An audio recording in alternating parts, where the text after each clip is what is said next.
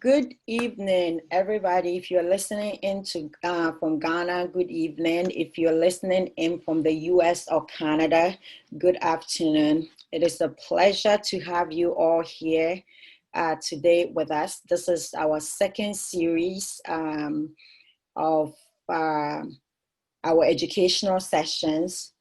And today we are going to be talking about palliative care and pain management mostly in our oncology patients. My name is Dr. Juliet Apia Kwanzaa. I'm a medical oncologist and hematologist, currently residing in Kansas City, Missouri, and practicing here. And today we have an interesting people that are going to be talking to us about palliative care and pain management. But before then, just few housekeeping information. May we have everybody mute their lines so that we can listen in. If you have any questions, you can write it down. At the end of the presentation, we are gonna open the floor for everybody to ask questions and we will have a good discussion. This is Cancer Support Network of Ghana. We are mainly based in Ghana and we aim to help people affected by cancer. If you ever want to donate to us, you can visit our website, Cancer Support Network, gh.org. And then you can also find us at CS Network GH on Twitter, Instagram, and on Facebook. So let me go ahead and introduce our speakers today. Tabitha Janewa Kwedu is a palliative care specialist currently practicing at Kwalebu Teaching Hospital in Ghana. We have Dr. Adelaide Opon-Dramina, who is a final year psychiatry resident in Harlem, New York. And we have Dr. Max Zodochi, who is a clinical pharmacist in Tema, currently practicing in the International Maritime Hospital. Welcome, guys, and thank you for agreeing to educate our people on palliative care and pain management in oncology. So what do I want you to take away today? By the end of this presentation, I want you to be able to know what palliative care is and what it is not. I want you to be able to differentiate between palliative care and hospice because most people hear about palliative care and they think that that's hospice, but that is not true at all. So hopefully we'll be able to educate you enough that by the end of this presentation, you will know the differences. And we will also go into who needs palliative care and who gives palliative care. We will describe elements of pain, pain management, especially in our oncology patients, some of the pharmacotherapies that we use in managing patients with pain in our cancer population. So with that being said, I would like to introduce you to Tabitha Kwenu to start the presentation for us. Tabitha, you're on. Good evening, according to Ghana time. Yes, I'm very grateful for the recognition. I am Tabitha Janewa Kwedu, a palliative care specialist from the Kwalebu Teaching Hospital, Ghana, and a faculty member from the Ghana College of Nurses and Midwives. Yes, there are so many ways that human life finally comes to an end, and no one is able to predict how, when, and why. But it is definite that it will one day end for everyone. Every person must at a point ask themselves the question of how, when, and why they may pass, and it is only a natural question. Palliative care is a supportive system to aid a person through the journey of end of life. Then I ask, what is palliative care? Palliative care is simply a combination of supportive care and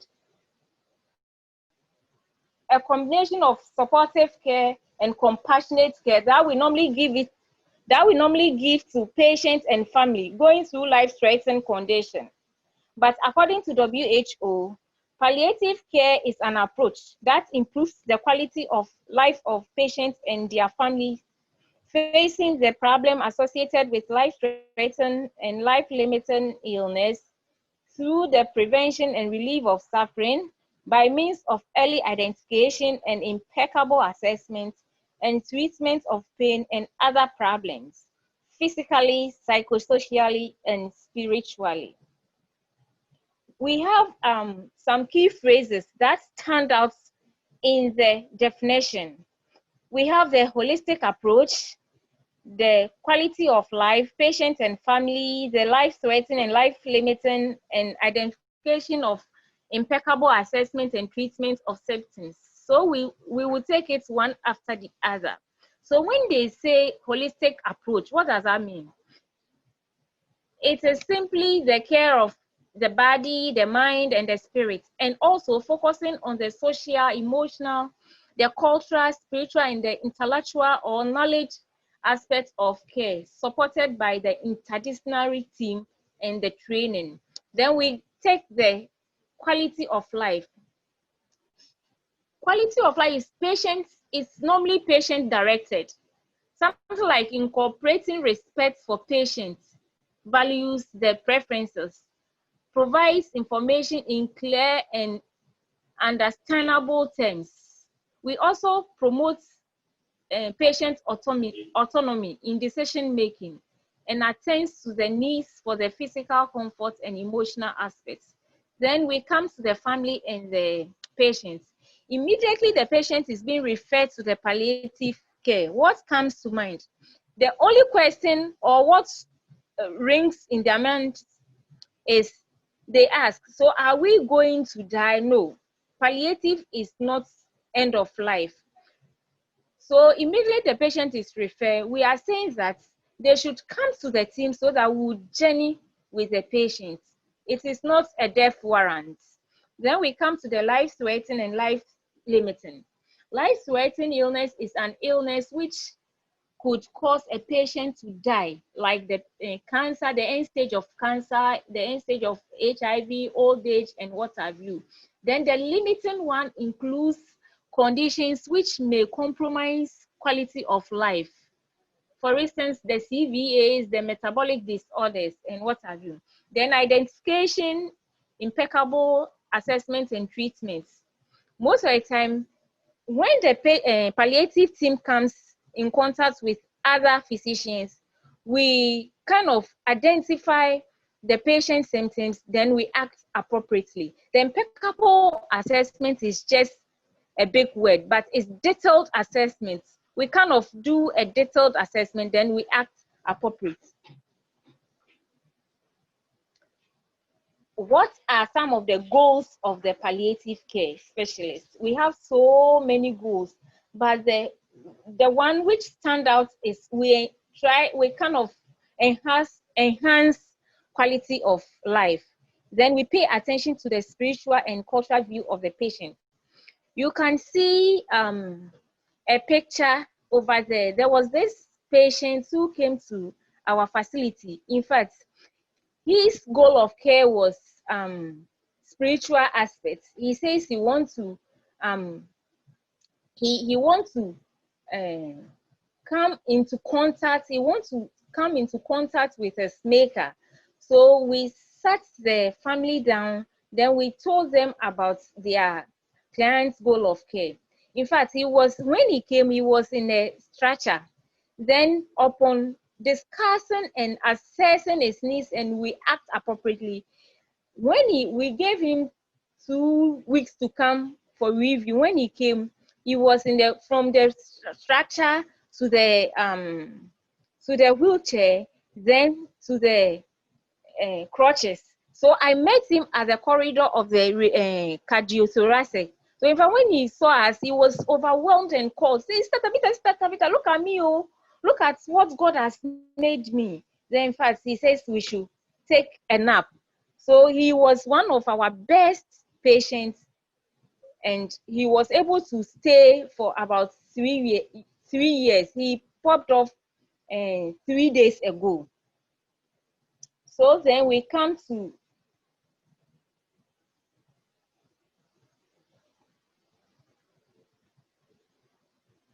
the differences between hospice and palliative.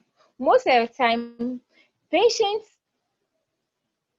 who normally come to us are not, they normally refer the patients to the palliative team at the hospice stage instead of the palliative stage. Palliative stage is immediately the patient is being diagnosed with a life-threatening condition. The patient is supposed to be referred to the team so that we can journey with the patient. But normally they refer to the team at the hospice stage because they think palliative is end of life issue, not the beginning of the condition. So we'll take the differences one after the other. I'll start with the hospice care.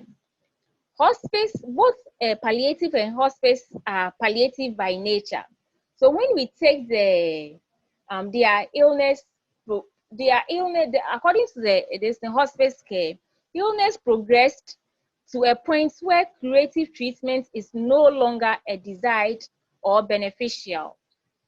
Then again, still on the hospice, supportive patient and family while focusing, we normally support the patient and family while we also focus on relieving of symptoms and offering comforts from pain, shortness of breath, fatigue, nausea, insomnia, or other symptoms like constipation, depression, and what have you. Then we take the palliative care.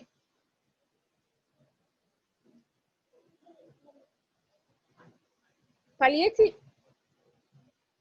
when you look at the palliative care nursing offers an exquisite blend of holistic, humanistic caring coupled with aggressive treatment of pain and symptoms.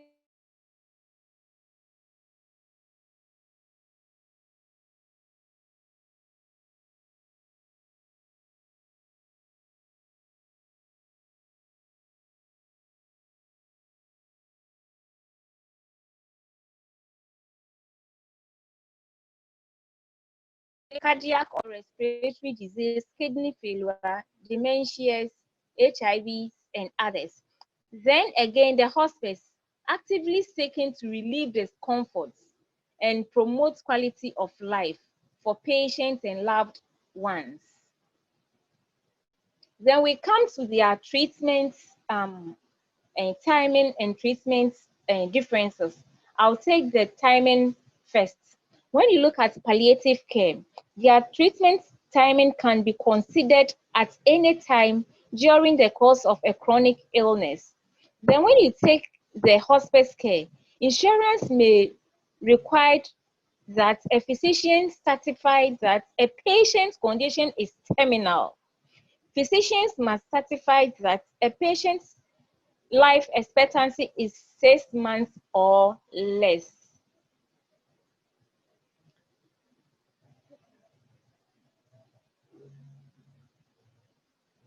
Then we come to the differences. When we look at the palliative care, their treatment differences is not limited. It can range from curative to aggressive or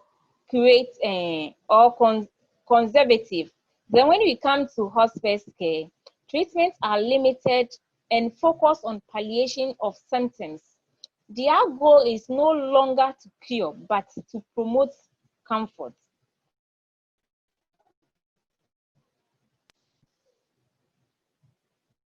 Who then needs palliative care and who receives palliative care? Patients and family facing the problem associated with life-threatening conditions such as genetic disorders, cancers, the HIVs, the heart and lung condition, and others. Palliative care, not limited. Their treatment differences are not limited. It ranges from symptomatic to aggressive or curative. Then at hospice, their goal is no longer to cure, but to promote comfort. However, palliative, their goal is to improve quality of life for both the patient and the family. Then again, I take the treatment timing. Physicians are most of the time satisfied the patient's life expectancies. It's less than 6 months for hospice, but for palliative care can be considered at any time during the course of chronic illness. Next slide. Next slide. Then I ask, who provides palliative care and who receives palliative care? Palliative care starts right from birth to death. So patient and family facing the problem associated with life-threatening illness, the genetic disorders such as sickle cell, the SLEs, the diabetics and what have you, the cancers, the heart and lung conditions, HIVs and others. Who then provide palliative care? We are saying that palliative care is multidisciplinary. So the palliative care, the palliative nurse specialists, the physicians, the dietitians, the clergy, the imam, the physiotherapists, the psychologists, the social worker, the patient, the volunteer, and the family as well. They provide palliative care. Next slide. Please, next slide. What are the types of palliative care support services that we render? Since it is a multidisciplinary approach, we have the psychologists who render the psychological support. We have the social worker. We have the imam or the clergy. We have the physiotherapists, the family members, and the supportive group as well. What are the models of palliative care that the palliative care normally render? We have the hospital-based, we have the nursing home, we have the community, we have the hospice mode, we have the mobile clinic. I'll take it one after the other. The hospital-based palliative care is a group of palliative team based in a particular hospital, go around to the various wards to attend the terminally ill patients that need it.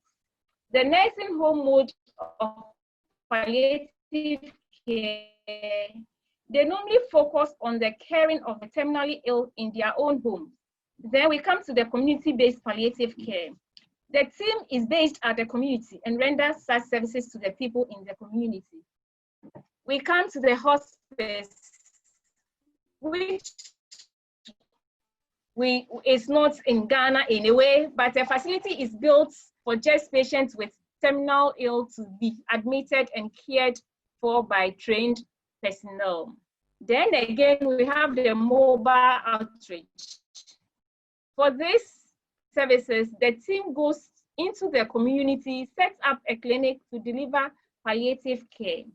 Last but not the least, we have the daycare, a facility set up for terminally ill patients to be cared for by trained personnel during the day, and they go back to their various homes to sleep. Lastly, we have the outpatient clinic, which I'm into it now. With this model, care is provided to the terminally ill on outpatient basis by trained personnel like me.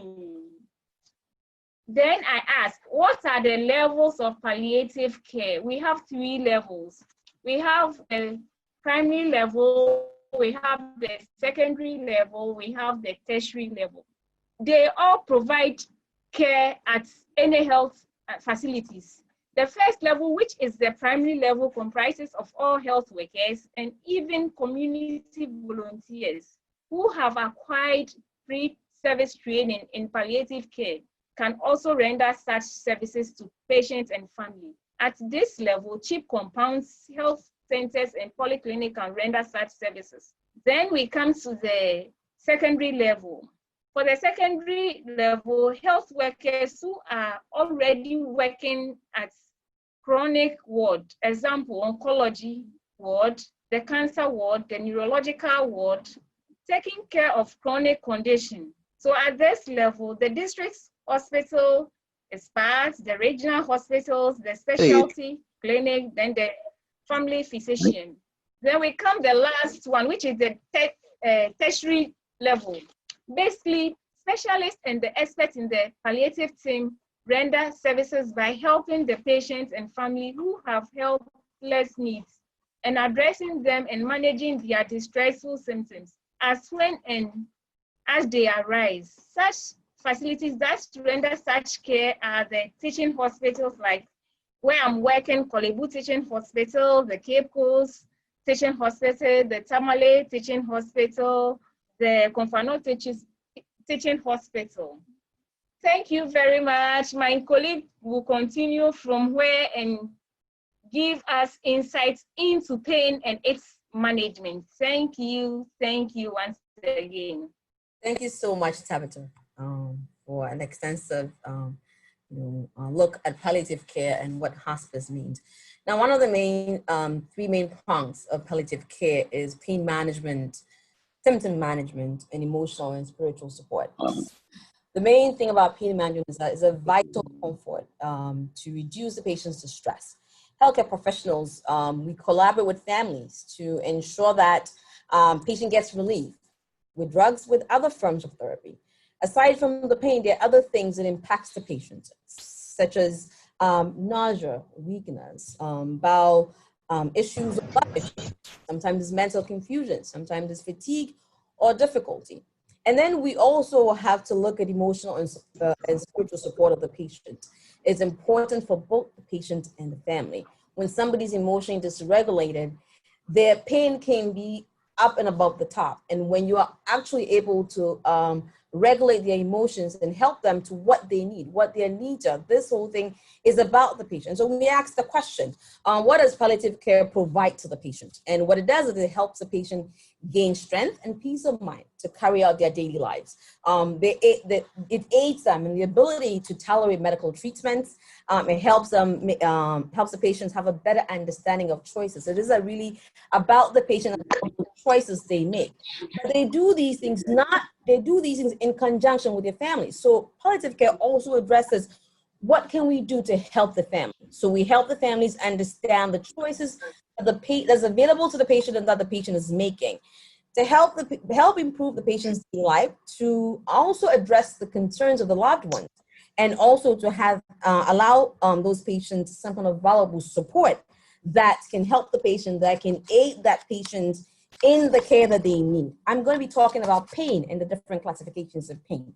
So I'll be talking about the definition of pain, pain pathway, pain measurement, and principles of pain management. Now, what is pain? Pain is a highly unpleasant sensation. It's caused by an illness or injury. Pain is usually subjective, and we can feel it early in life. Each individual learns the application of pain. So what is the definition of pain? According to the International Association of the Study of Pain, it says pain is an unpleasant sensory and emotional experience associated with actual or potential tissue damage, or can be described in such terms.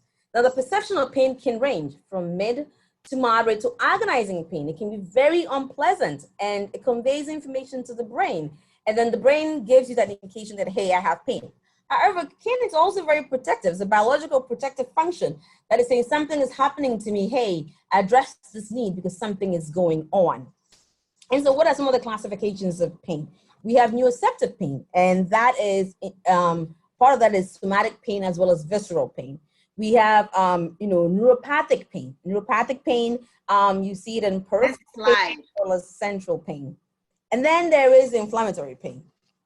So, Mark, we can move on to the next slide, please.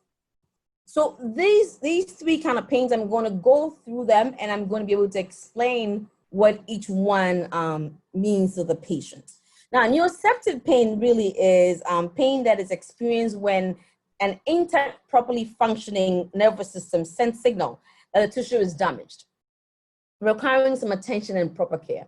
And so somatic pain will originate from the skin and muscles as well as connective tissue.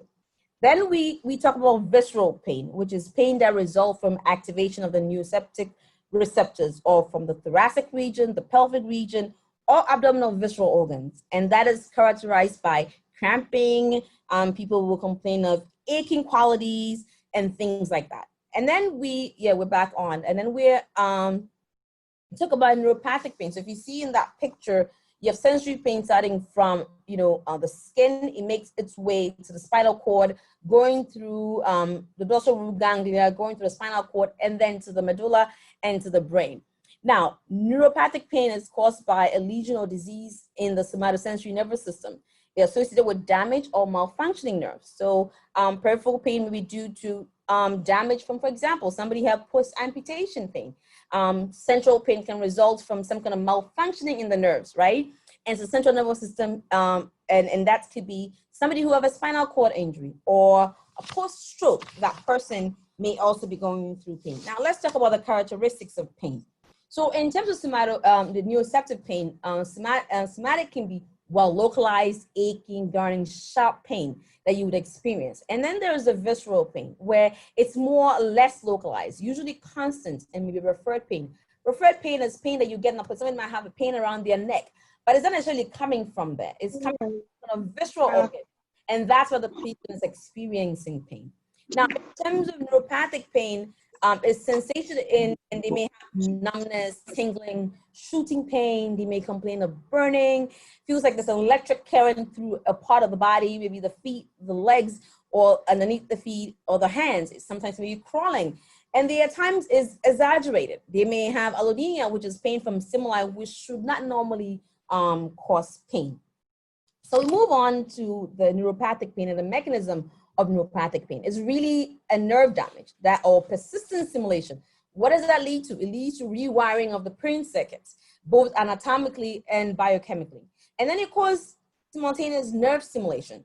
You have autonomic stimulation, you have increase in discharge in the dorsal root ganglions, which is what this picture is showing, that around the A and C, you have these things that goes to the dorsal root ganglion, makes its way to the spinal cords. And this is going to cause neuropathic pain.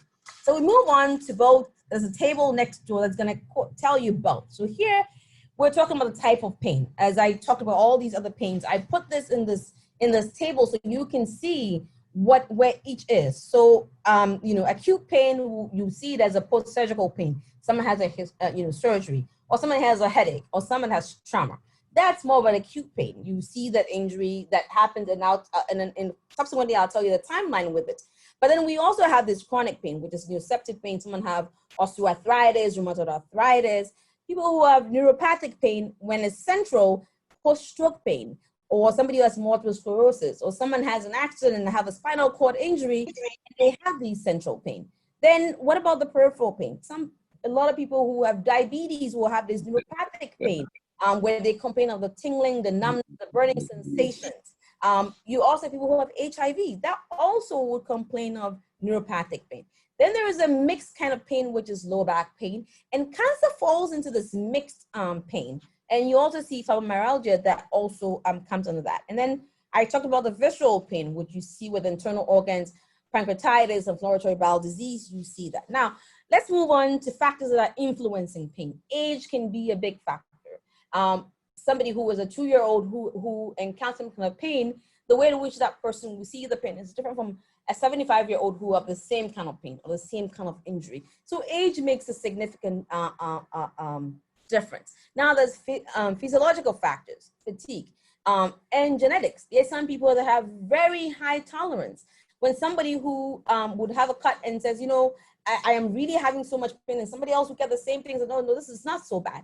And so genetics really have an impact as to how somebody really feels pain. And then there's neurological functions.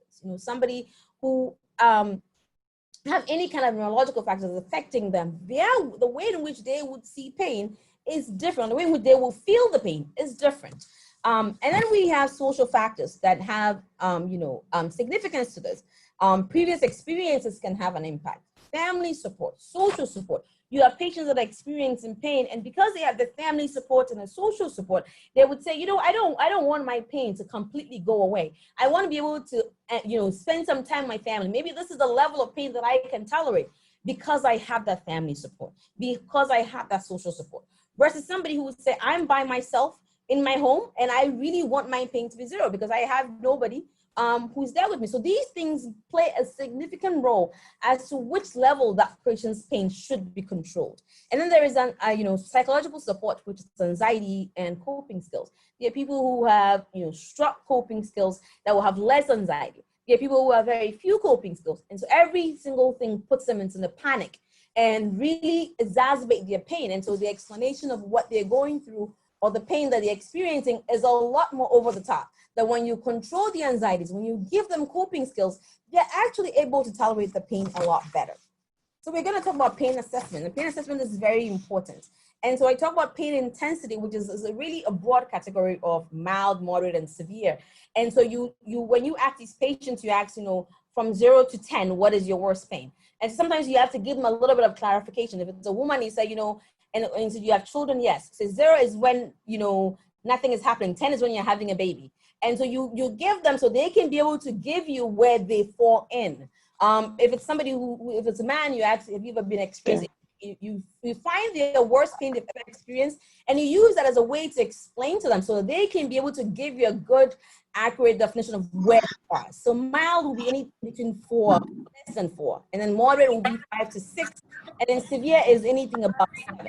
The time course makes a difference. And then I talked about acute pain earlier on. So acute pain is anything that is from 3 to 6 months duration, right? And then you have chronic pain. That is anything that's lasting more than 3 to 6 months and going beyond. And then you have people who have acute or chronic. Some of you have a chronic pain, you have some arthritic pain, and then something else happens, and then that pain is more. So they may have chronic pain at the baseline, and they have acute or chronic pain as well. Now we're going to move on to pain rating scales. So sometimes somebody cannot, you know, give you the numbers. You can show them this and ask them, where do you think, if I look at your face, if 0 means that you're smiling, right? So sometimes you need these different ways of assessing the pain. So somebody cannot tell you their pain, but they're crying. Obviously, you know they're at a 10 because they really can't tell you the kind of pain that they're experiencing. So we're going to move on to cancer pain, which is one of the things that, you know, so cancer pain is, you know, as the point of this is to have a satisfactory pain control for all cancer patients. It's one of those things. The single most important thing in palliative care is to have pain relief. And any failure of pain relief really impacts the quality of life. So it's also important to really have adequate classifications and assessments of this, because if you don't classify it, if you don't have a good assessment of it, you are going to inappropriately treat that patient. And so that would really impact the clinical picture. It really impacts the quality of life. And it's also influenced by physiological, psychological, sometimes even cultural and social factors. And therefore, a comprehensive assessment is very needed. And it's really individualized based plan. It's not really, a cookie cutter. This is the plan for everybody. Every person, as I spoke about, genetics, age, and all these other things impacts that patient. So pain management really is more of an individualized plan for that person. It also depends on what that person can tolerate and where they are. They can say, I want my pain at 6. At 6, I'm okay. At 6, I can function. 6 is okay for me. Somebody will say, at 4, I'm fine. So it really depends on that person and what they want their quality of life to be like. They don't want to be sleeping all day. They want to be able to enjoy their family. So it's really individualized based. And one of the most feared thing is really pain for cancer patients, which is unrelieved pain. It really impacts many dimensions and goes through, it really affects that person's quality. So it's very important that, we address that. So we're going to go into cancer pain, the next, and so. I see how everything is with us like that. When we are very good with the people, we are very nice. It's okay for you. All right, okay. I guess it wasn't meant for me. So anyway, the primary disease modifying treatment is approximately 3/4 of all cancer pain, which is directly related to the tumor, while most of them are the remainder of the anti-tumor treatments. Therefore, the primary disease modifying treatment it plays a vital role in pain management. For instance, metastases of lesions usually restrict to bones, local compressions, or deconstruction for major are the major reasons for pain, and which we could respond to it with radiation therapy to really target that area so that you can have a better control of pain. Now, somebody comes in with cancer pain. You, as I said earlier, you have a comprehensive assessment of it. And then you're going to do the disease modifying treatment, the surgery of the surgery with debulking, chemotherapy, radiation therapy. And then you're going to go into pharmacological treatment of that. Now, if the pain persists and is not going away, then the next prong really comes to me, my neck of the woods. Maybe the person is depressed, and so you're going to give some antidepressants. You're going to give anti-epileptic medications. You're going to give some neuroleptics. You're going to give some steroids to bring some of these inflammatory pain down. You're going to give some anesthetics. You may have to, inject that area with nerve blocks to help the patient deal with that pain better. And if it doesn't get better, then that's when you seek the help of other psychological help. You seek for rehab. You look for alternative medicine to help. And if that's not getting better, then you go to, specialist palliative care interventions to be able to help them. So move on to the next slide. So now this is what I talk about when I talk about comprehensive assessment. So it's really to characterize the experience of the pain. So what is the intensity of that pain? What is the pain when you're resting? What is it when you're moving around? Where is the location? Is there any referred pain? Is there any radiation pain? It's important to find the timeline of that, the duration, the cause, and whether it's persistent or whether it's intermittent. And also important to assess, is it somatic pain? Like we talked about earlier, visceral pain, neuropathic pain. Because if you know what this pain is, then you're able to target and give pharmacological medications to help that person. Now, number 5 is very important, which is interference with quality of life. Is this affecting their normal functioning? Is this the person's well-being? Because that cuts into their quality of life. Is affecting their social life or their family life? And so that's one of the things that you really have to ask your patient about. And then, is this affecting their sleep and their appetite?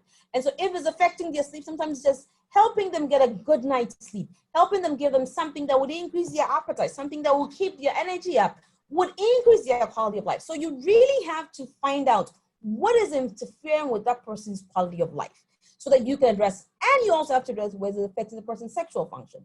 So that's something that you also need to talk to your patients about. And then, are there any relieving factors? What makes it better?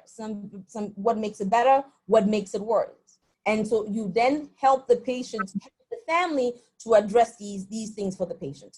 And then you also have to talk about medical history that really impacts the patient. What are some of the medical comorbidities that is affecting somebody? What are some of the psychiatric comorbidities affecting somebody? Sometimes when you treat the psychiatric illness, their pain management becomes a lot better. And so there are medications where you can use to treat both psychiatric illness and like for example, depression and pain. And so you look at some of these things that are impacting the patient and says, okay, what can I use to help these patients live a better life or live a good quality life? And then you go through let's go to the next slide.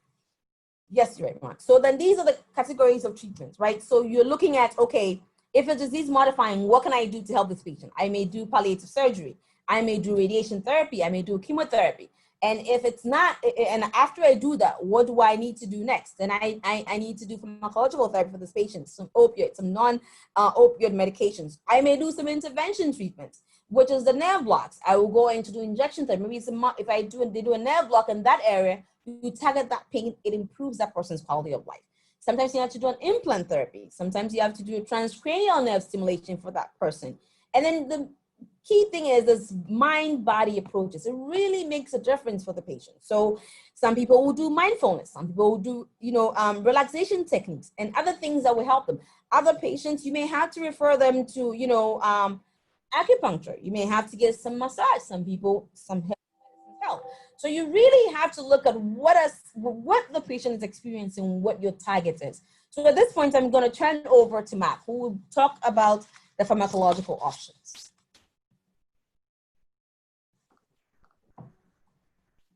Hello, my name is Mark, and I'm going to talk about pain management using medicines in oncology or cancer.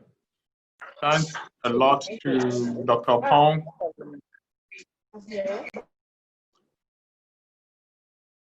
And Tabitha for the first 2 presentations.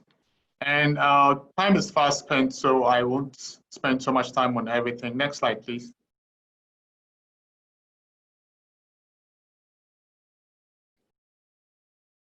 So in cancer pain management, the key is to ensure, as Doc said, that patient is pain-free without adverse effects. But one of the things that we realize when it comes to management of pain using medicines is the fact that we do not treat enough. We do not listen to the patient. And sometimes we just tend to assume that the patient is fine. But truly, several patients, or many, about 70 or 80% of our patients who have cancer require some form of pain medicine.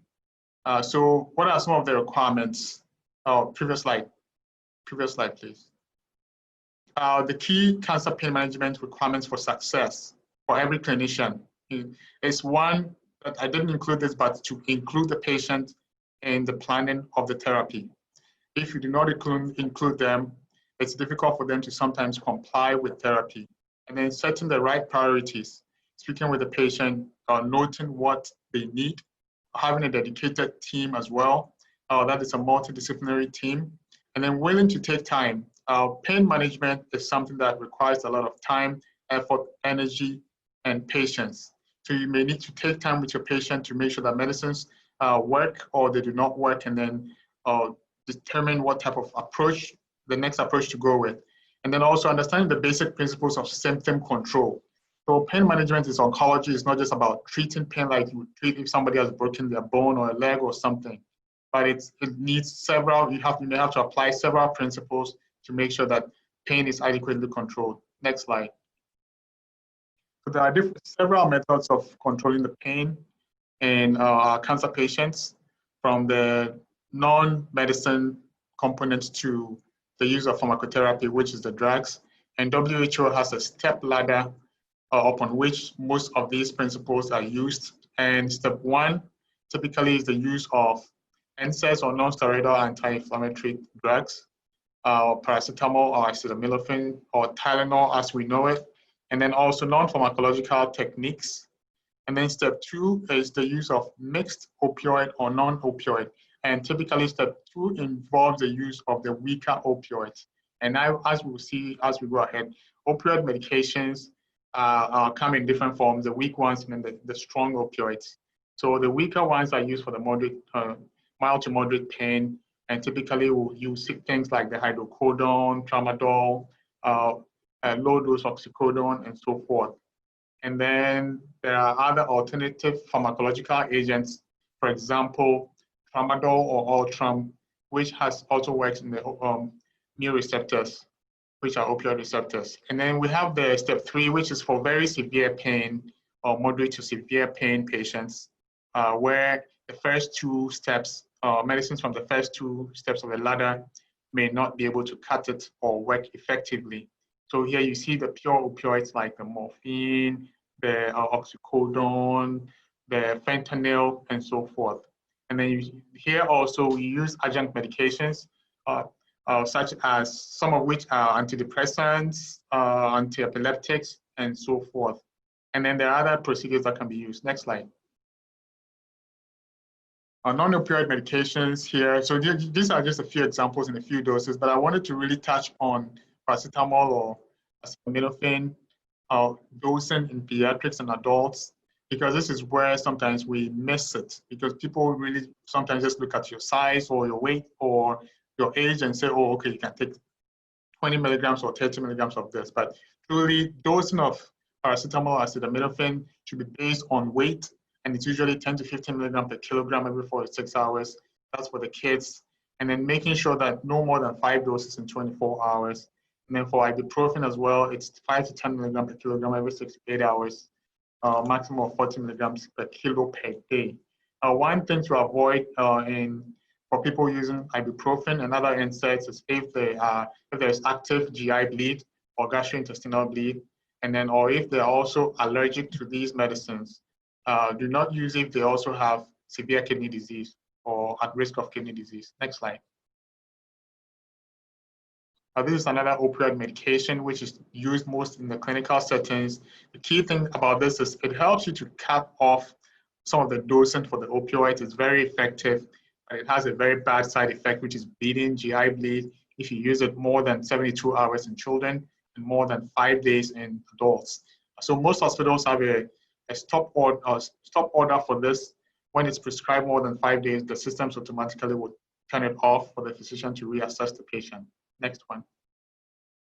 A few precautions here and there for acetaminophen and the NSAIDs.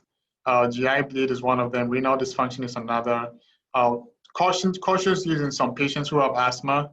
And then for the paracetamol or Tylenol, be careful for people with liver diseases. Overdose can lead to liver toxicity and so forth. Next slide.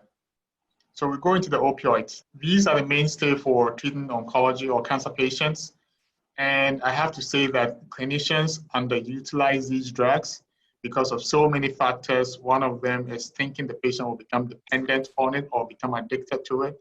For somebody who has chronic pain, which most of these cancer patients have, typically clinicians should not worry about it. And a cancer patient becoming tolerant to an opioid.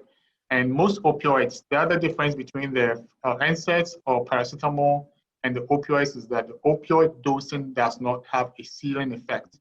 Paracetamol and ibuprofen, naproxen, diclofenac, and so forth, Toradol, they do have a ceiling effect, which means there's a maximum dose that you can give.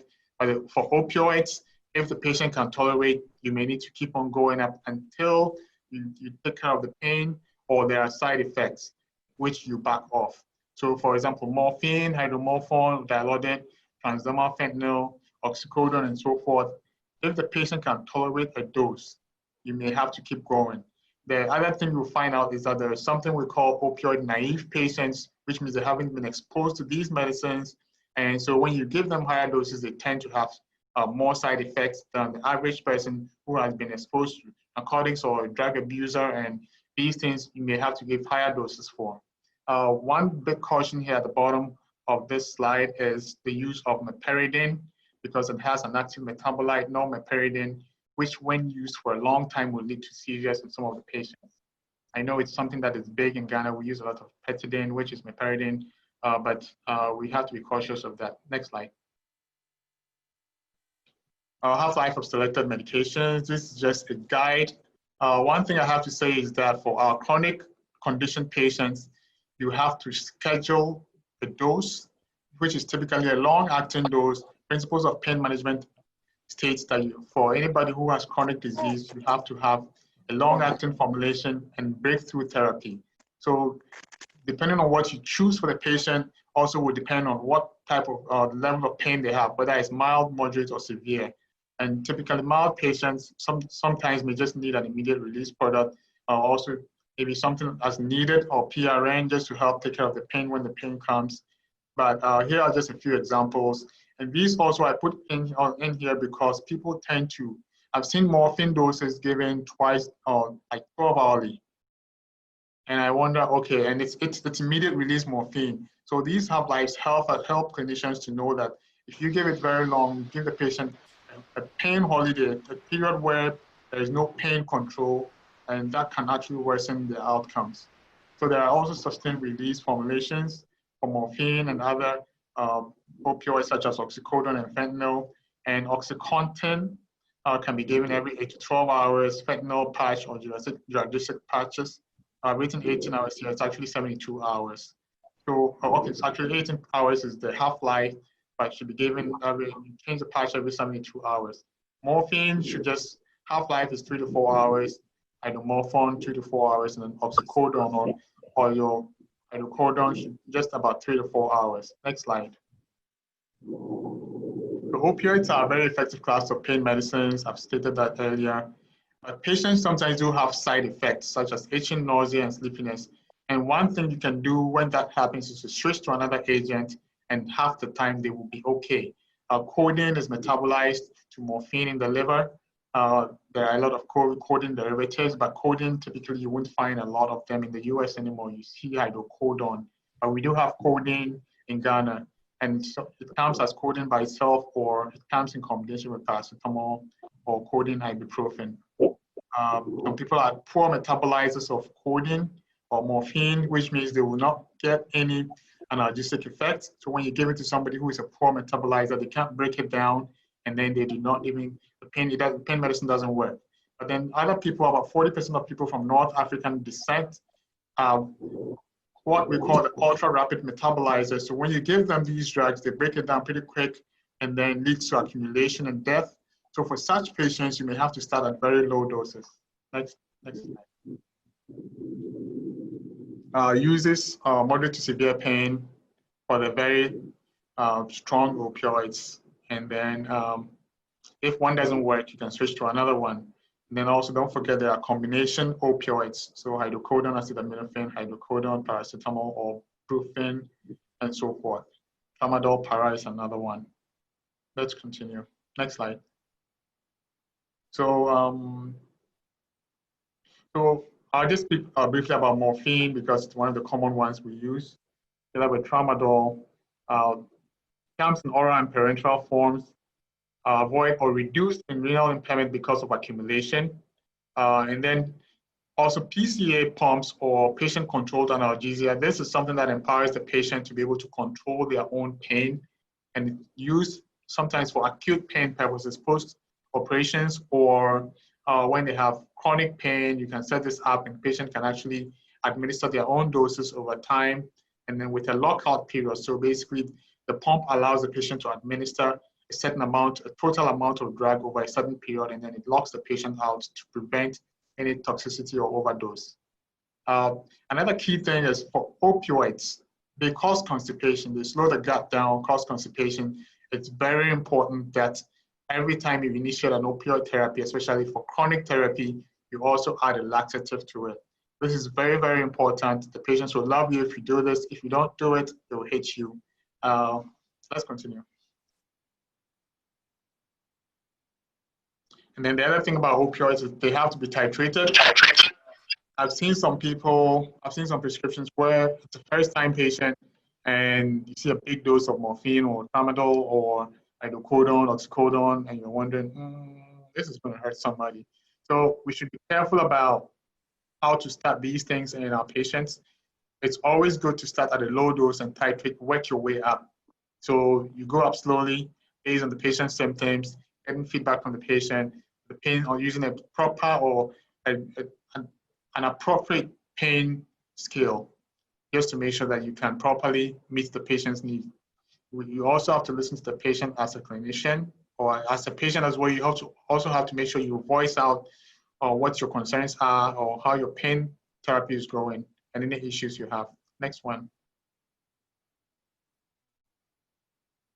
So here are just a few examples. One thing you'll notice is as you treat your pain patients or your cancer patients, what everybody uses for pain will be different. So it's not a one-size-fits-all when it comes to pain management. Some patients will require higher doses than others based on size, age, their past history of pain medicine use or drug use and tolerance and so many other things. So it's always good to have a very good assessment before you start. For acute management of moderate to severe pain patients, these are just a few examples. So patients who were on previously mixed agents, such as hydrocodone, acetaminophen, or tramadol, para, and so forth. If you need to step up or even switch to morphine, immediate release, you can do 30 milligrams orally every 4 hours with a PRN dose attached to it, which is usually about 15 milligrams of morphine every 1 to 2 hours, just as needed. And then for the frail or elderly or people who have never used opioids before, you start at a lower dose, 15 milligrams of morphine every 4 hours, sometimes every 4 or 6 hours as needed. But typically you shouldn't go higher than 8 hours because what happens is you get to, after 4 to 6 hours, there is no more pain control and the patient goes back into pain. And pain that is not real, but if you don't keep up on the pain, the patient's outcomes become worse. And next slide.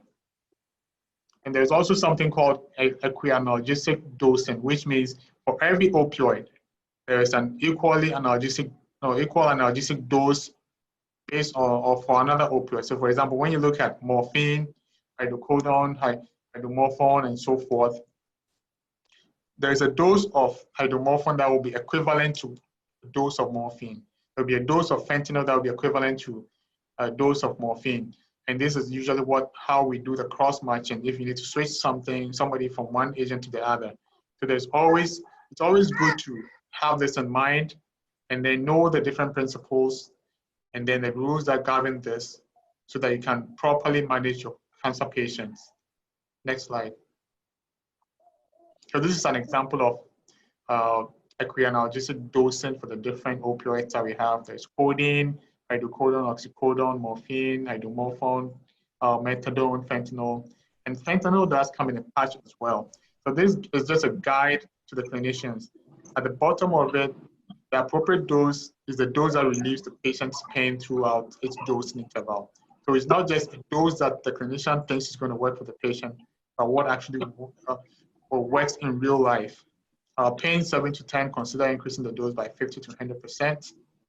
If it's the first dose is not working, pain 4 to 6, consider increasing dose by 25 to 50%.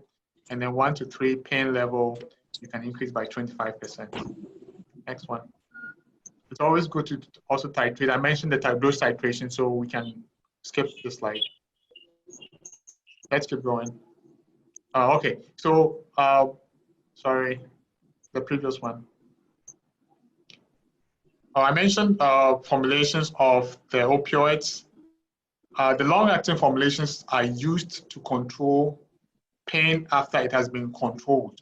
So typically when somebody develops cancer or has an acute pain issue, you will have to start with the immediate release formulations and then give it until you make sure the pain is controlled.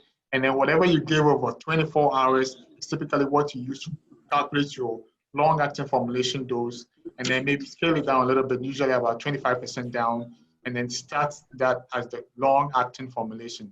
But long-acting formulation should typically only be used when the pain is controlled and you can actually guess properly what's going to work for the patient.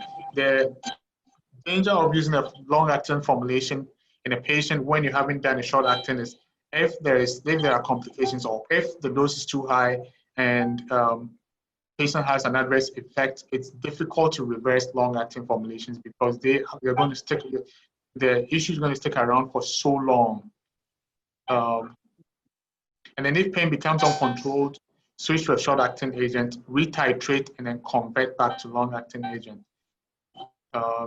Next slide. So here are just a few examples of your long-acting agents: morphine, oxycodone, fentanyl, hydromorphone. Next one.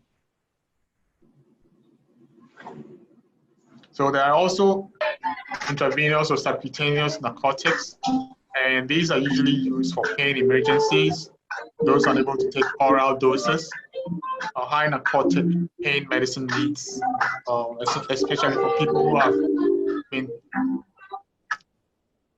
who have previously been on high dose medications, or if they have toxicity from oral dose and you want to just retitrate them, then you can use the IV. They're usually about 3 times more potent than the oral formulations. And then they are very useful in the role of patient control analgesia as well. Next dose. There are pain emergencies which also happen. So usually I would call this an acute on chronic pain.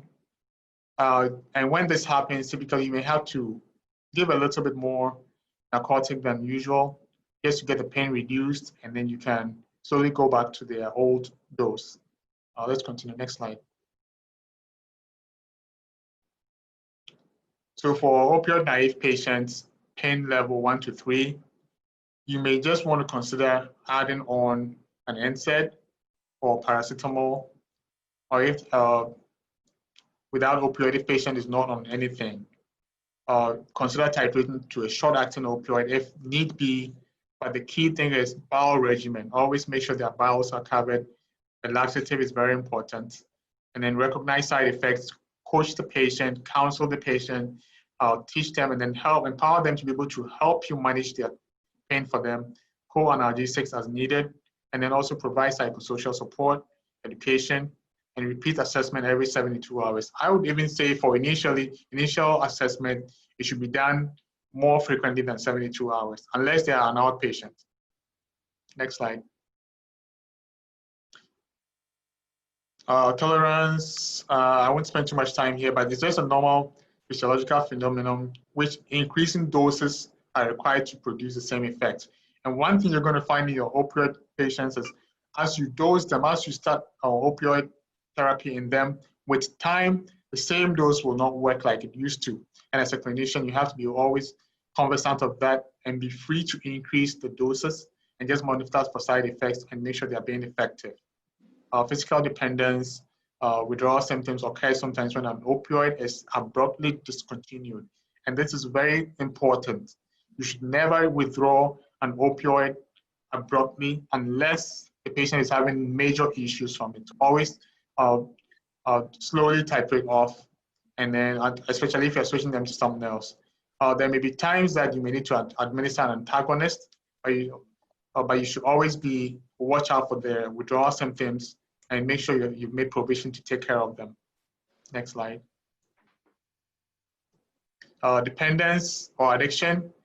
Some patients may end up being addicted to the medicine you give them, especially when their condition is resolved.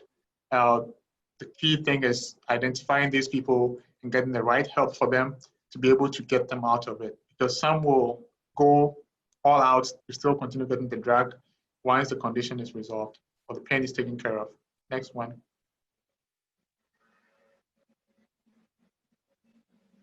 So opioids do come with side effects.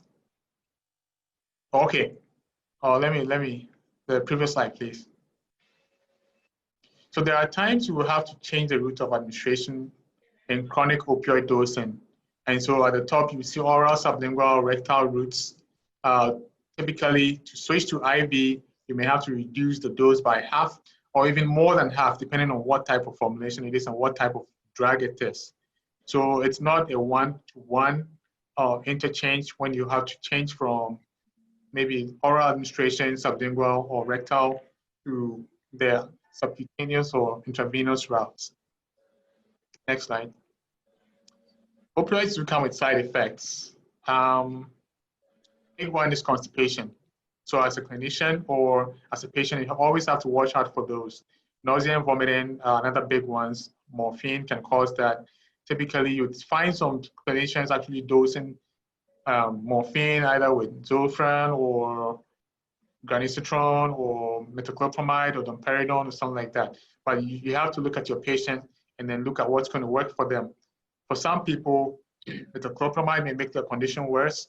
Chlorperazine may make their condition worse. So you all really have to just study your patient and figure out what is safe for them. Opioid toxicity, that's another one. There are always ways to reverse these opioids. One of the key treatments is naloxone. So if you work in a hospital, always make sure you have this in stock, especially if you're giving it to somebody through the intravenous means. Next one. Few principles. For people who have neuropathic pain or who develop neuropathic pain, or even adjunct therapy, these are used in addition to what you find after you've used your opioids or your NSAIDs. So certain patients will also require these therapies to help with, to just make sure that pain is appropriately controlled. So for patients who have neuropathic pain and opioids have to be used, opioids have to be titrated to therapeutic efficacy versus adverse effects. Fixed dose regimens generally preferred over a PRN or as needed regimens. Document treatment plan and outcomes with the patient, and then or actually plan the outcomes, plan the therapy with the patient, and consider use of opioid written care agreement.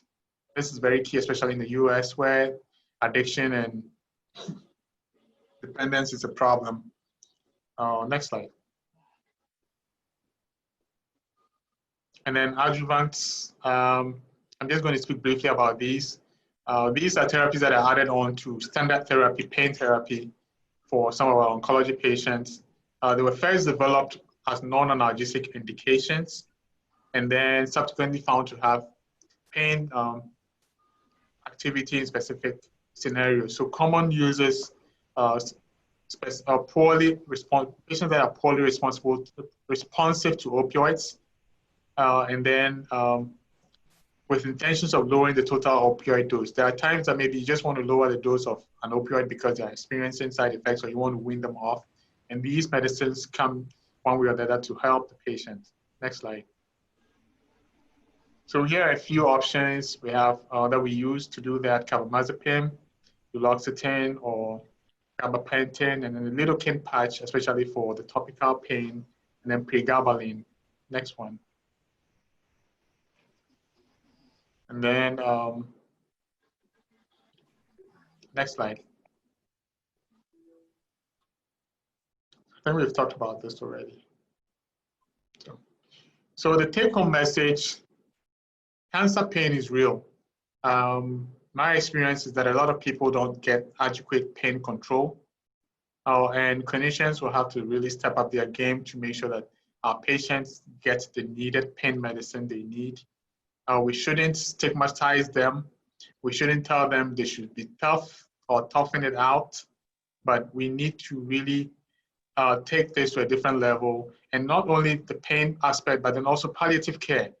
There are so many times that when we need to manage somebody who is at the end of, who has an end of life condition, we tend to just shy away and let them suffer alone. But let's help them as much as we can, and I think they will appreciate it. Thank you. All right. Thank you so much, Adelaide, Mark, and Tabitha, for a thorough presentation.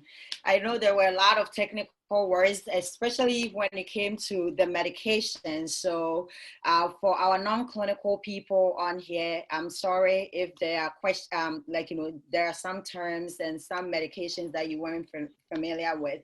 But before we go on to the questions and answers, I just want to emphasize on the use of NSAIDs. So NSAIDs such as ibuprofen, paracetamol is the same, equal as Tylenol here, Aleve, all those medications, they are not harmless. You know, we Africans tend to use these medications for everything.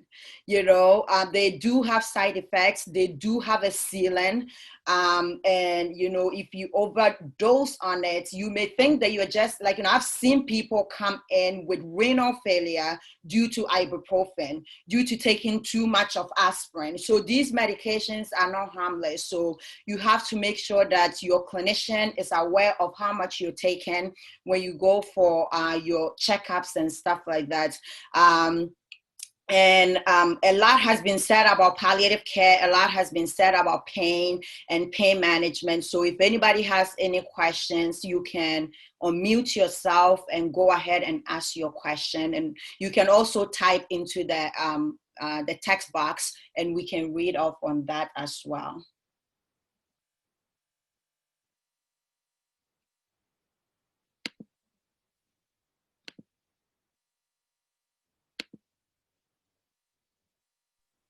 Okay, hello guys. Hi. Okay, I'm Dr. Sedo. I used to work at Ridge Hospital. Now I'm in the wilderness. But this presentation, I really enjoyed the presentations. I have a few questions. I like the introduction, how you differentiated palliative care and hospice care, and I think it was very good. When Dr. Dramina was speaking, she mentioned antidepressants, especially when it comes to cancer patients. So I'm quite interested in that aspect. When would you typically introduce antidepressants? Since at times, one school of thought is that it's usually good to start the patient off immediately after diagnosis with an antidepressant, or you'd rather wait to see how the patient responds to the cancer treatment, and then you probably introduce the antidepressant later in the treatment. So I'm curious in your take on that. Yeah, so you don't have to wait for the person to be very depressed. I mean, there are, 5 main criteria to start somebody with an antidepressant. It's very simple. Person is not eating, not sleeping, doesn't feel like there's hope because they've gotten the cancer diagnosis, and feel like, their life is not worth living. And so they have anhedonia, things that they like to do, they don't want to do anymore. Maybe they like to go to church. Because of this diagnosis, they feel they need to stay at home and they don't have to go anywhere. If they've had those symptoms for 2 weeks, you can start antidepressants, because they're just by having that diagnosis by itself is a very stressful thing for them. So if they meet the criteria for depression and it's happened for 2 weeks, you can start them on a low dose antidepressant, and that can help, help them in terms of pain management, help them in terms of all these other, things they're going to receive from their providers. And so I don't think that you have to wait for them to get the news that there's a metastases before you feel like life is coming. You can start antidepressants. As long as they meet the criteria for the diagnosis, you can start the antidepressants.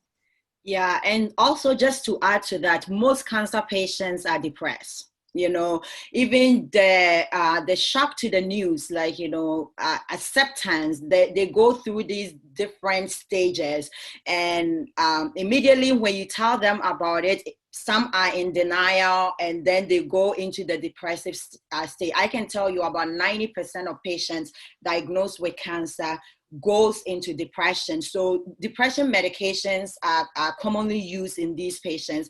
And also some of the chemotherapies that we give causes nerve damage in a lot of patients. So some of these antidepressant medications also help with nerve pain and things like that. So it's something that palliative care, most of the time, once a patient is diagnosed with cancer, we try to incorporate palliative care, and they really do good in helping managing pain. And they can pick it up just like that, whether the patient is depressed or not, and medications that can serve many roles, such as treating pain, helping with their depression, their anxiety, and things like that. So it doesn't have a timeline. If it started earlier, as soon as you detect some of these things in the patient, it is always better. And also, another thing that I want to add in terms of palliative care is there was actually a study that was done at Mass General in patients that were diagnosed with cancer right from the beginning, whether it was diffuse metastasis or not. So far as it was stage 4, whether they're really sick from their disease or not, they did a study incorporating palliative care right from the beginning.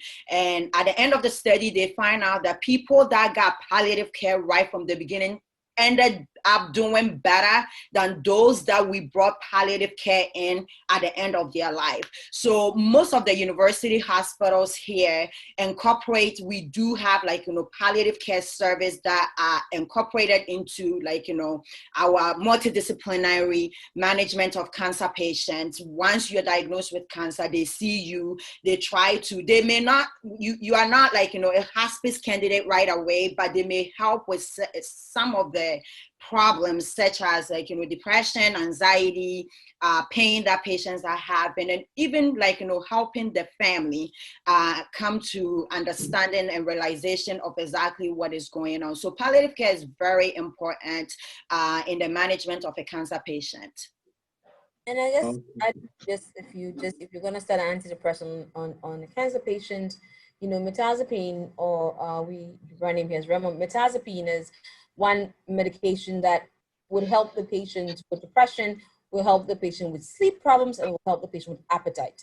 And so these patients will have all these 3 things. So you give them a small dose, and you can titrate it up so that they can be able to get their mood better, sleep better, and eat better, so that they can do well with those patients. I have a question. Can you all hear me? Yes. Yeah. Okay, I'm Chaplain Errol in New York City, and I work with both palliative care and hospice. How do you balance the use of morphine and at the same time keeping the patient alert and communicative? What's the best way to do that? Mark, do you want to take this? I can add to it too. Yes. So balancing the use of morphine and still keeping the patient alert. First thing will be how old the patient is, what they can tolerate, and what other options exist. So, and then what type of pain they have. But truly, yes, you can. You may have to start dosing at a low dose and then titrate your way up based on what patient can tolerate. And when you get to a point that the patient is unable to tolerate the doses due to drowsiness or side effects, albeit drowsiness, respiratory depression, or constipation, or whatever, you may have to introduce an adjunct to it. But if it's a patient who requires IV morphine solely, you may have to also think about other options. Now there is intravenous Tylenol, acetaminophen, which you can augment, can help augment therapy, just to make sure that you're cutting back on your opioid doses. Does that help? Yes, thank you. Yeah. I think Dr. Juliet was going to answer too. Yeah, so no, like, you know, that's exactly what I was gonna say. You just need to look at the patient, you know, the patient, the age. There are a lot of factors that comes into choosing a pain medication for patients. And like, you know, our older patients, we know that they have slow metabolism when it comes to these medications. What you can give to a 15-year-old or, like, you know, 21-year-old, you may not be able to give the same dose to that patient. And that's when the short acting comes in. This is why Dr. Mark has said, like, you know, we always start with a short acting medications, Right. See how much the patient is requiring, and then you use that to calculate how much long acting they are having, because long acting, it stays in their system for a longer time, right? So you have to make sure you are not giving them more than enough, and using the pains, the calculation from how much they are requiring from the short acting will help you choose a good dose of long acting for that patient. So it's all based on all these factors to try to come up with a good balance between, like, you know, keeping the patient's pain under control and keeping them alive. And how do you differentiate between emotional pain and physical pain? Adelaide. So you usually would start with the physical pain after, like, when there was that table where you start with the physical pain, you start treating with the medications, and you realize that the patient's pain doesn't seem to relent, even though you keep taking the medication and you're not seeing any impact on the patient. That's when, you know, you come in to assess, is there any depression that's going on? Is there any other psychological thing that is really impacting that person? And when you begin to know what it is, how they're doing emotionally, what kind of support system they have, what are some of the things that are really impacting this patient, and to really identify what their goals are. When you're able to make headway on that, you sometimes you may start a small medication for a depression, and they may get better, and they may not need so much medication for their pain. And so you start off accepting that it's a physical pain, and then when you begin to treat and you realize you're not making headway, then you add other things to be able to see maybe this patient is not just a physical pain they're having, but they're more of emotional pain. And so you connect them to care, you connect them to services, you connect them to groups, you connect them to, you know, or support groups that can help them and be able to address some of the things they are going through. Thank you. Thank you. Tabitha, there's a question. Yeah, Yeah, yes, there's please. a question to you. Thank you very much. Somebody is asking, where can we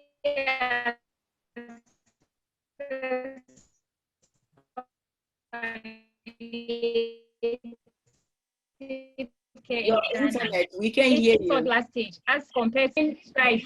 Yes, I'm saying that palliative care in Ghana is in its toddler stage as compared to the developed nation. However, we are making strides as more palliative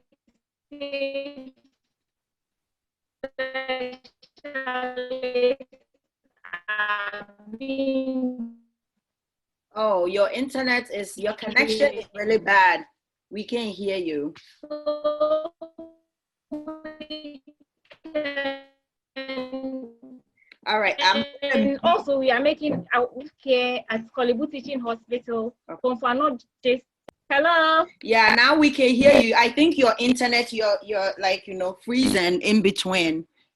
Yes, please. Can you please hear me? Yeah, now we can hear you. Thank you. I'm saying that somebody is asking where can they access palliative care in Ghana? Mm-hmm. And I'm saying that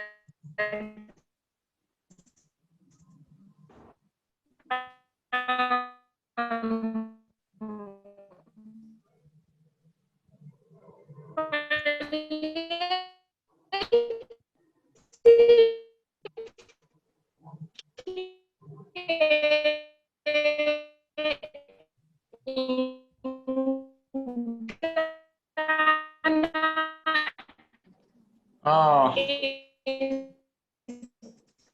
I wish the internet could be Hello? better. Tabitha, we cannot hear you at all. So Can she write it and somebody read it, please? yeah, right. Yeah, she's talking. She's joining from Ghana, so the internet can be crazy sometimes. But I'm even trying to mute her. I'm not able to. Mark, are you able to mute her? All right. Yeah. So there was another question to her as well. I'm gonna text her to, like, you know. Yeah. Please, can you hear me? Tabitha, can you go off? Your internet is really bad. Go off and try to come back again.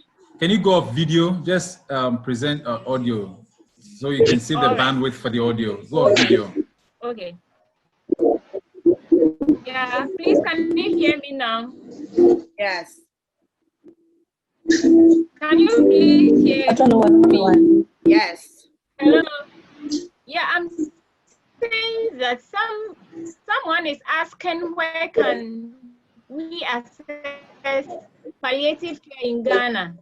Yes, I'm saying that palliative care in Ghana is in its toddler stage as compared to the developed nation. However, we are making strides as more palliative specialists are being trained, and also we are making our bets. So we can locate palliative and assess palliative at Kolebu Teaching Hospital, Onfano Teaching Hospital, and Setepashi as well.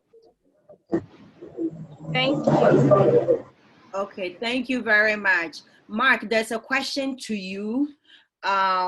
It says that I just wanted to find out your take on the issues of slow metabolizers. Do we have fast metabolizers then?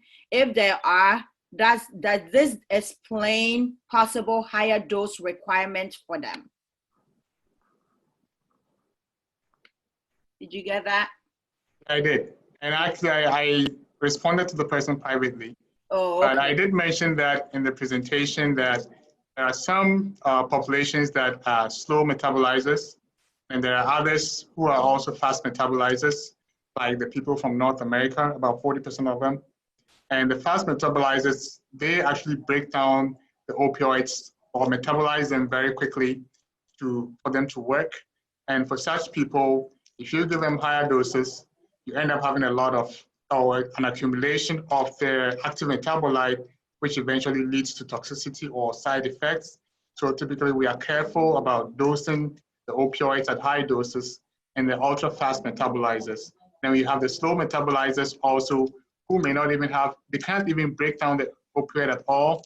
And so the opioid will not have an effect. If it's a slow metabolizer, they have a decreased effect of opioids in them. For people who sometimes you have to give a higher dose of opioid to, it could be due to the fact that they have developed tolerance to it over time, and you may have to increase the doses because the opioids work on mu receptors and the receptors can become saturated, and so you may have to give higher doses to such people. Right. Thank you. Somebody is asking, and then after this one, we will come back to if anybody online has a question.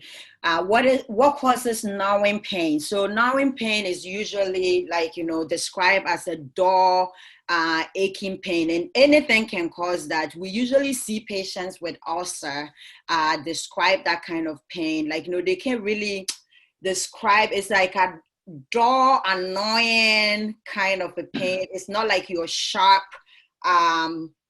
pinching pain. So that's what gnawing pain is. And any kind of problems can cause gnawing pain. There are some cancer pain that are described as gnawing pain, just dull, achy kind of pain. So that is the answer to that question. Anybody else have any question? Yes, I have a question. Okay, go ahead. So my question is palliative care only provided to cancer patients? And if you have a family member who have had brain surgery or anything like that, will the doctors or people taking care of such a patient recommend, or it is the duty of the family members to recommend for such care? Okay. Who wants to take this one? I can take it. It's not necessarily cancer patients. Somebody may have, decongested heart failure. They may have HIV. They may have, it is really incumbent upon the provider to guide them, because the patient may not know what is available to them. The patient may not know the extent or the prognosis of the diagnosis they have. And so the providers, the nurses, the doctors, the social workers can really direct patients and their families into, palliative care services that can really help the patient. So it's not only limited to cancer. Other life-threatening illnesses that a person may be going through, you can link that person to palliative care, because the whole purpose of it is to give them a good quality of life, to address certain things that really impact that person as they get the diagnosis. That is not a death sentence. There are so many other things you can do when you have this diagnosis. And so that's the whole point of palliative care. Lizzie, what was the second part of your question? I missed that one. Right, the second part was, is it okay for family members of such patients to also recommend to the people taking care of their patients if they should look into palliative care for such patients? Yes, definitely. You know that patient better than we, the physicians that are taking care of the patient.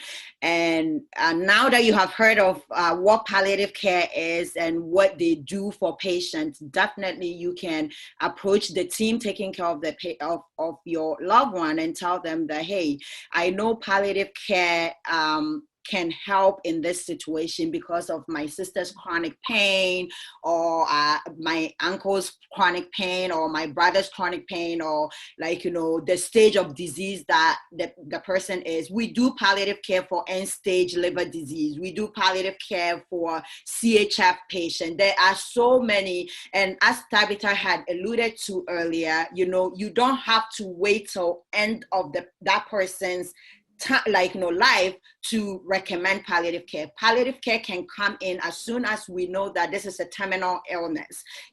At some point the person is probably going to pass away. That's when we invite them in. So if you feel that your loved one can be well serviced by palliative care, just approach the team that is taking care of them and say, hey, I know a little bit about palliative care, and I think with my loved one's situation, if we can get a consult to see what they can do to help, that is perfectly fine. And any clinician, any part of the, any member of the team should understand that. Thank you very much, Dr. Gemini and Juliet. Appreciate that. You're welcome. All right, anybody else with a question? Hello. Yes. I think yeah. Go off video. Go off video. Yeah, I'm Eugene, a psychiatrist, and I want to find out, generally in Ghana, we use less opioids for pain management. If you look at the expected number of cancer patients and the amount of opioid, yet we are worried about the abuse of opioids to the extent that in the hospital, when a doctor prescribes opioids, the patient never gets the dose prescribed. They will usually get half the frequency or half the dose. My question is about persons with opioid dependence who have a pain. How do you manage them? A typical example is a sickle cell patient who is dependent on opioid and yet get sickle cell crisis and they are in pain. How do you manage them? Thank you. Mark, you want to take this one? You are muted. Yes, and then maybe you can come and support. Okay. So patient who is opioid dependent, so maybe let me put it this way, they were already on an opioid and then they come and they are in crisis. So that will be like an acute on chronic. Doc, is that right? No, please, not. I'm talking about a person having an opioid use disorder. Oh, okay. So like somebody has an alcohol use disorder. This person has an opioid use disorder, but okay, they have acute pain or they have a chronic pain. How do you manage it? And then I'll love a comment on the amount of opioids we use in Ghana and the so-called abuse of opioids we have in Ghana, because the two don't marry. So if the patient is already on an opioid, there is a way to define what we call abuse. Abuse is using the opioid or like asking for the opioid when the pain is controlled and they still just want to have the opioid for that good feeling. Then there are people who have chronic pain and truly have to have the opioid. And such people, you cannot deny them of their opioid because you're not doing them you're doing them a disservice and you would actually worsen their condition. So if they have to be on the opioid, you will still have to give it to them, do more monitoring, make sure that they are not diverting, and then also figure out a dose that they can take, because such people, once they've been on opioids and they are dependent on it, sometimes they will need higher doses, and the higher doses they take will still take care of their pain and they will have very few adverse effects. So in such cases, you shouldn't be afraid to still continue giving them a dose that is safe for them based on their condition, and then just monitoring them properly. In the case where they come, they've already been on something and you need to add on, you could, but you can. Another thing you can do is actually use a non-opioid adjunct to ensure that you're not, you can minimize your opioid doses. But this is where the adjuncts come in. Maybe your paracetamol or your NSAIDs if the kidneys are okay, or another opioid. You can actually switch opioids to, and then you can get the same effect, or something which is an equipotent or analgesic dose. Yeah, and like, I mean, I don't know the practice back in Ghana, but here, for instance, sickle cell patients, when they are in acute crisis, you need to bring them into the hospital, manage with short-acting pain medication. They're still on their long-acting pain medications, but in that acute phase that they're having crisis, you need them on that IV Dilaudid or, the IV fentanyl or IV pain medications to help them while we are hydrating them, to help the crisis calm down so that they can go back to what they were on. But rotating medications for people that are like chronic user is also effective. First and foremost, you have to make sure that this person is not diverting the medications. Here, you have to sign a contract if you're going to be on, opioid for a long time. I think once you've been on the medication for 6 months, we make you sign a contract. And many hospitals practices these things so that people are not diverting the medications. But if they are requiring more and more to a point that they are getting to a point that is getting dangerous, that's when you have to rotate into a different type of long-acting medication, and we use the short-acting in the acute phase of their crisis. Did we answer your question? Right. Not really. Hello. Oh, Hello. well, let's make sure we answer your question. So what exactly do you want? Let me give you an example of probably in the US. Okay. So this is somebody who is on either Suboxone or he's on methadone, Vivitrol. Okay. So this is somebody we are managing for opioid use disorder, and the person goes for surgery. Okay. Orthopedic surgery and a laparotomy, and after the surgery they will need pain meds. Yes. Okay, but this person is dependent on opioid. Mm-hmm. So how do you manage that person's pain? Because already they are addicted to the opioids. Yeah, so you keep them on the long acting that they are on, and then you add a short acting medication. So the short acting gives them the boost that they need, like, you know, so they are still on their long acting that they are taking at home. You know, they are taking like the methadone or whatever they are taking. You keep them on it, and then the short acting medication is to give them the boost for that pain, like, you know, that pain that they are having, the acute pain that they are having.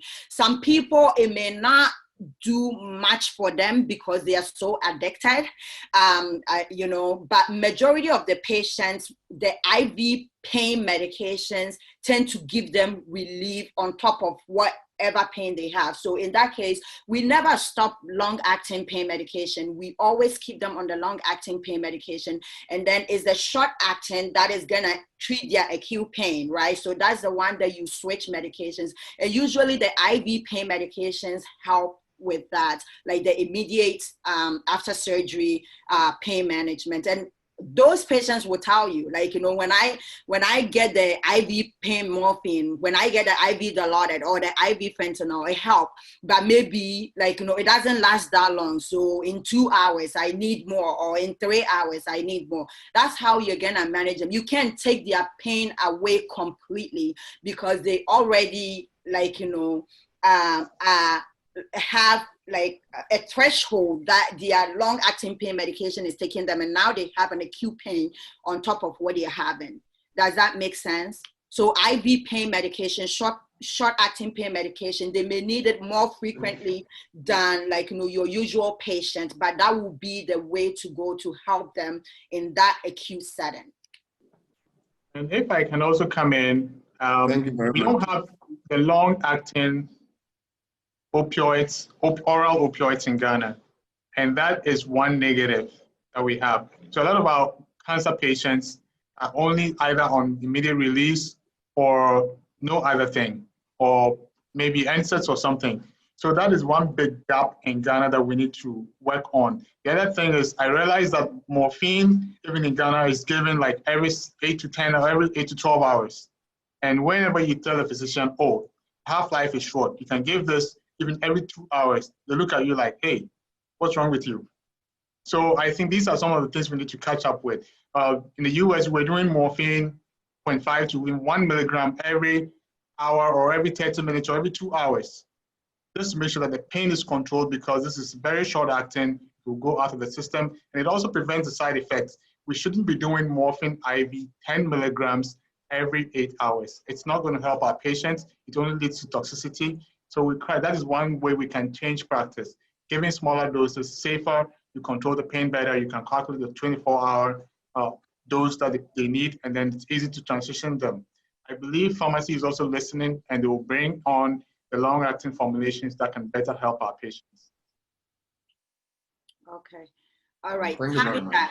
There's a question for you. Can you go off video so that we can hear you better? There's 2 questions actually to you.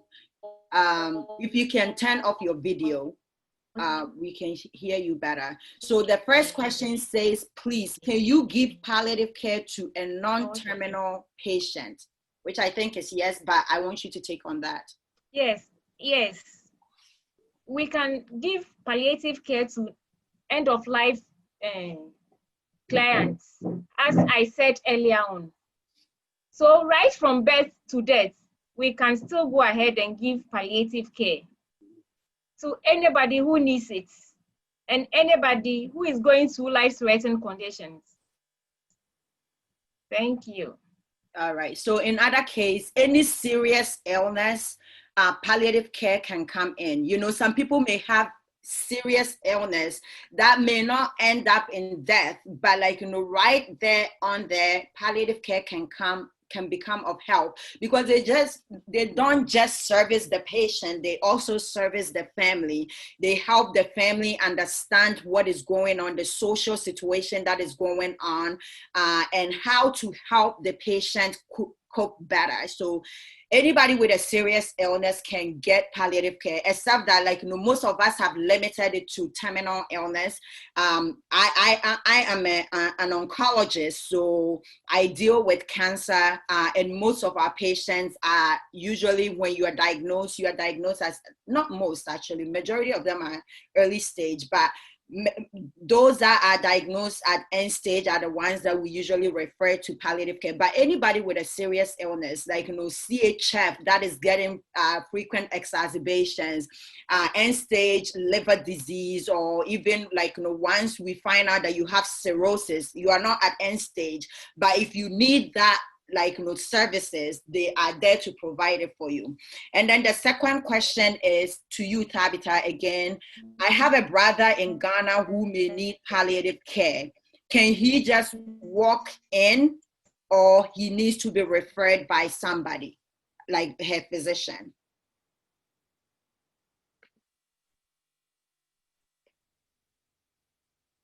Tabitha? All right, this question would need to be answered by Tabitha. So,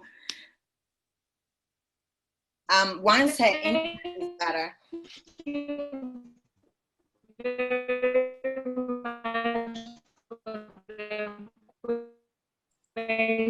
Type the response. Yeah, Tabitha, can you just type it? Can you just type the response, because we can't hear you? You're breaking.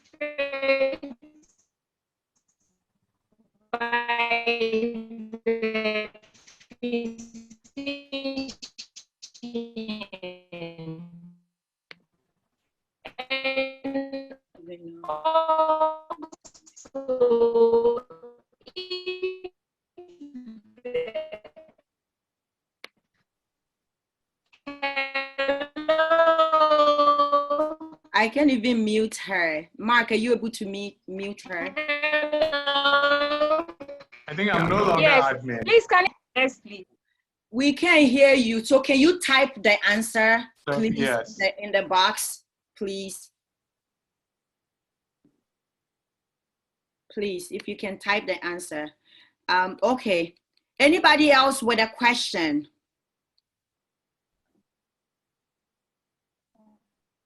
Okay, I have one more question. It's going to be a short one. I wanted to find out from Dr. Mark, when it comes to pain medication, what usually, I mean, I think this probably will be it will be individual. It will be individualized. It will be an individualized experience. What usually works? Would you rather start a medication, like maybe you start from maybe NSAIDs, and then if the patient is not patient's pain is not being controlled with the maximum dose, you add on an opioid, or you start with some basic dose of NSAID and opioid if, say, the patient is a bit old and you don't want the patient to get the side effects of one particular drug, so you start with maybe 2 or 3 drugs with probably minimum doses of each drug, so that you reduce the likelihood of the patient developing complications from the pain medication. I think you are right. You said it quite well. In our training, one of the things they say about patient care is do not push them so hard that you wreck them. So it's like managing a patient who has pain is like driving a car. If you push them too hard, you wreck them. If you don't push them enough, you can't get to the speed you need to get to. So in patient management, especially for pain, you have to assess everything, do a total assessment of the patient before you start therapy. And that includes the type of pain you're treating, whether it is neuropathic or surgical pain, oncology pain, the area of where the pain is, if the pain medicine can penetrate, and even choosing the right option. So there are some types of pain that can be localized, and you may have to choose a pain therapy that can work in that area. If it's a very elderly patient or a very young patient, you still have to look at organs, you have to look at risk factors, and so many other things.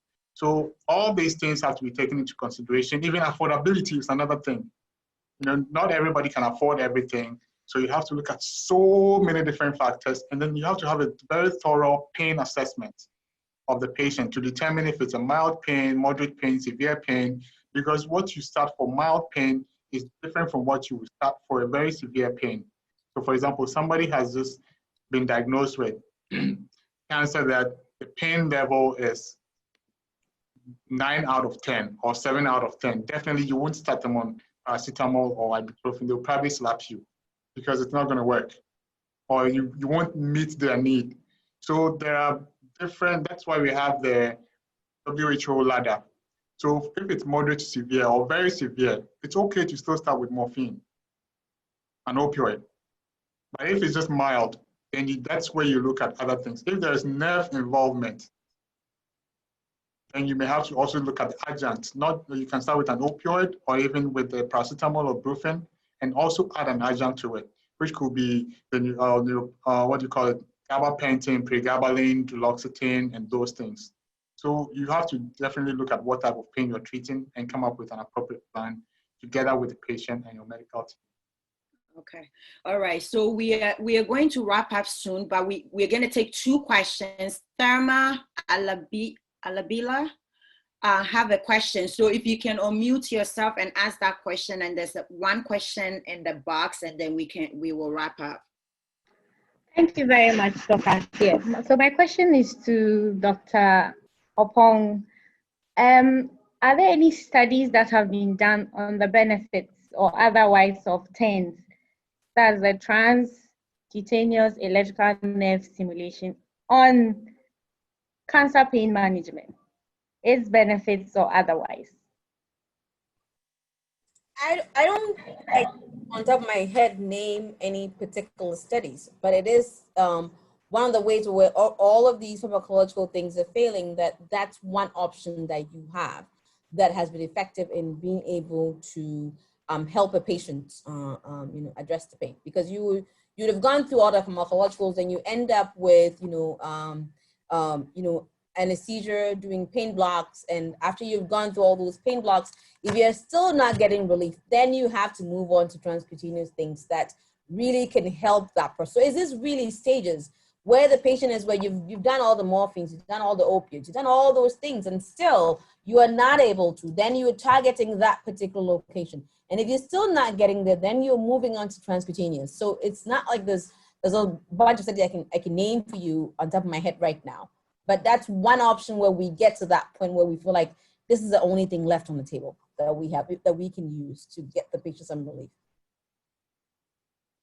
All right, thank you, Adelaide. Yeah, I believe there are actually some studies that have been done on that, especially like here in the US, they will not release anything without studies. So I'm pretty much sure there are studies. I've had one of my patients with cervical cancer that had concurrent chemoradiation therapy, and then the disease metastasized. We tried everything.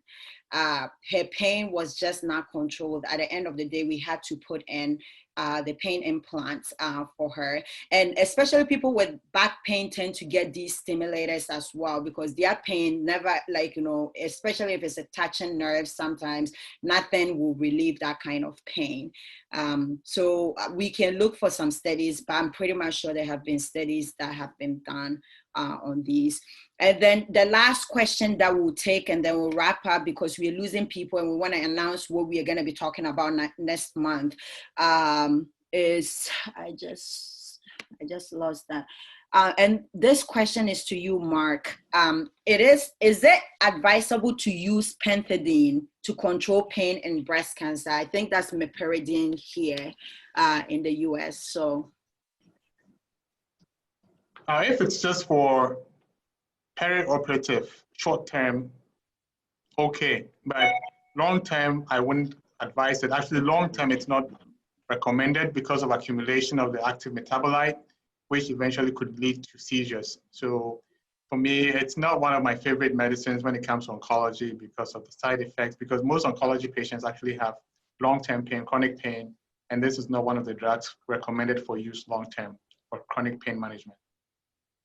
All right. Okay, I have a quick question to answer to about the studies. So I just pulled out an NIH study for transcutaneous. So there are two main studies for this paper that was published in PubMed about using the transcutaneous for pain control. And so they had two main studies. One was almost 1,200 patients that they did and they took mostly people who have neck pain and people who have thoracic surgery. And so it has been effective in using transcutaneous if these patients have gone through multiple treatments, and that has shown to reduce some of the pain, whether it is preoperative pain, cancer pain, labor pain, or acute pain. So there's been a systemic meta-analysis done with these two main studies. They did it from 2007, 2013. And so you have almost 2,000 patients in these two studies. All right. Yeah, the time is fast spent. Thank you so much, all our speakers. You guys did an amazing job. Thank you for everybody that made it on the line. I hope you've learned something about palliative care, pain management in cancer patients, and medications that we tend to use, so that when you go to the hospital and you hear some of these names, it won't sound foreign to you. For those people that are asking for the slides, we will try to see if we can make it available on our website, our Cancer Support Network website, so you can visit there. So next month is Step Up for Blue campaign, is prostate cancer month. And usually we donate something to chosen prostate cancer patients at Palliative. So if you want to donate, nothing is too small. It goes a long way to help in their treatment. So it's our Step Up for Blue campaign, and we'll be talking about prostate cancer. We will try to see if we can get a survivor to come and talk, because it's always better if the person that have actually lived their life is telling you about what they went through. And it's third Saturday of September. So get ready for that. You'll be seeing our flyers coming out. But thank you all. It's been an amazing time, and I think people enjoy themselves. If you have any questions, you can go to our website, our Cancer Support Network, www.cancersupportgh.org, Cancer Support Network gh.org, and send your questions through there to us, and we'll try to answer it for you. It's been an awesome time. Thank you all for your time, and thank you, our speakers. You did an awesome job. All right. Bye. Thank you, everyone. Bye-bye.